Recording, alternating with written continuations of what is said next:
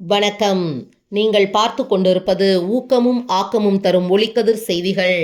மஸ்ஜிதே முகமதி பள்ளிவாசல் திறப்பு விழா நடைபெற்றது. மாதவரம் தொகுதி செங்குன்றம் அடுத்த தீர்த்தங்கிரியம்பட்டு ஊராட்சி பாலவாயிலில் புதியதாக கட்டப்பட்ட மஸ்ஜிதே முகமதி பள்ளிவாசல் திறப்பு விழா மற்றும் 1500வது மிலாது விழா, கந்தூரி விழா செங்குன்றம் மஸ்ஜிதே ஆயிஷா தலைமை இமாம் முனைவர் மௌலவி N.A. காஜா மொய்தீன் ஜமாலி தலைமையில் நடைபெற்றது.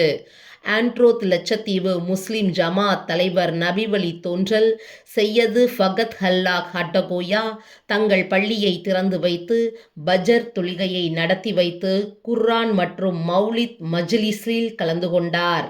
முன்னதாக மஸ்ஜிதே ஆயிஷா துணை இமாம் மௌலவி அபுல் ஹசன் பிலாலி அனைவரையும் வரவேற்றார்.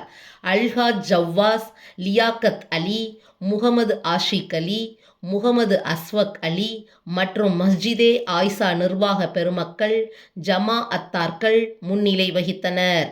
பள்ளப்பட்டி பாபூஸ் சலாம் அரபிக் கல்லூரி முதல்வர் மௌலவி ஜூஃபைர் அஹ்மத் ஜுகீதி பைஜி பாகவி ஜும்ஆ குத்பா ஓதி தொழுகை நடத்தி வைத்தார்.